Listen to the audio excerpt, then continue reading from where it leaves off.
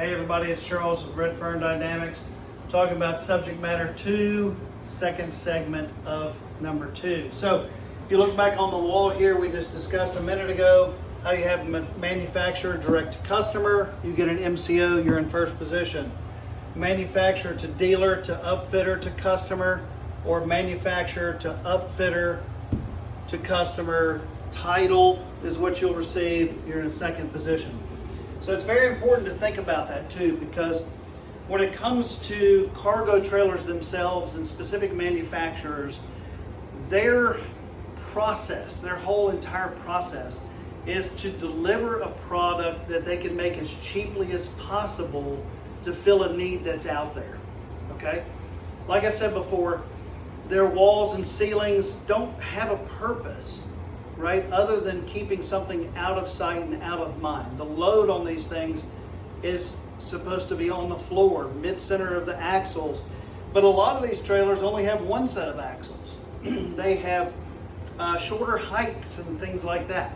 So what I want you to understand is that within that world, you've got manufacturers that make a very, very bad product, okay? They're not members of NATM because they don't meet minimum specifications. You've got companies out there that produce it's an okay trailer, you know, it's going to last you a couple of years when used as a cargo trailer.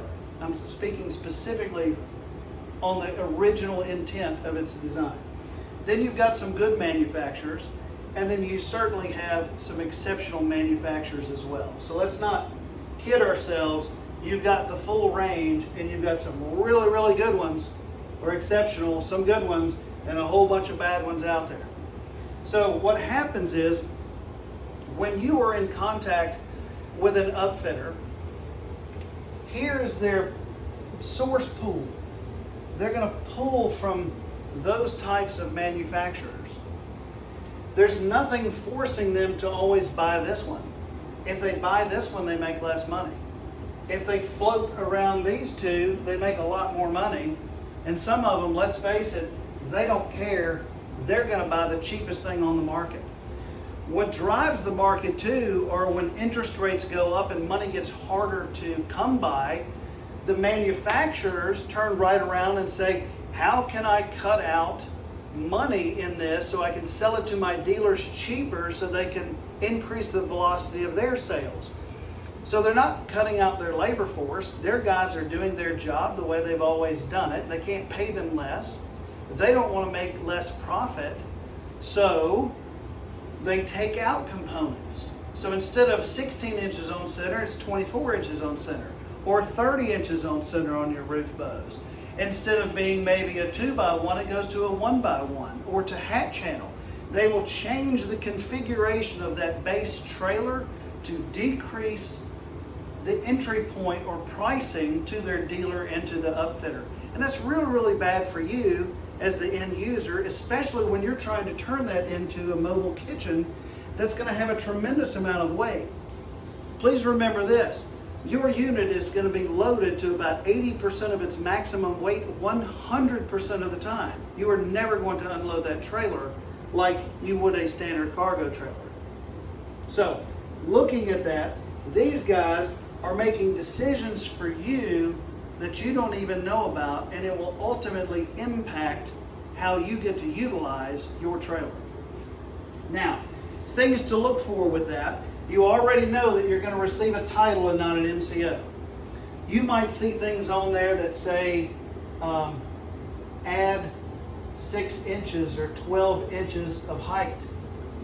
You know straight away you're dealing with someone that is buying a very cheap cargo trailer, because it was 6 foot tall on the inside is the original configuration for their trailer.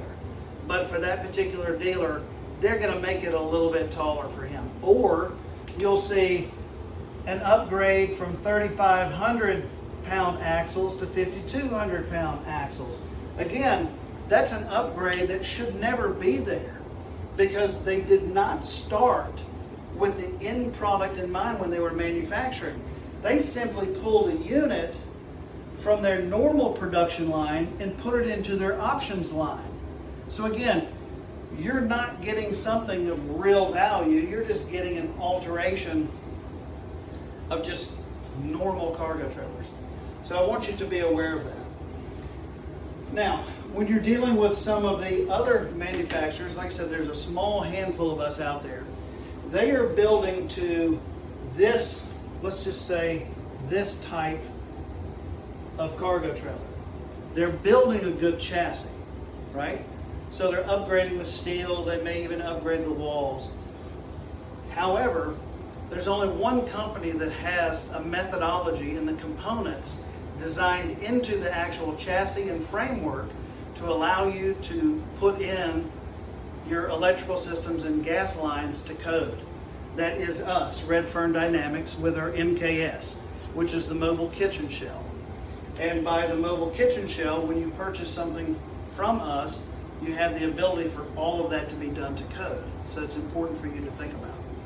So that kind of wraps up section 2, I guess, of subject matter 2 of what's available.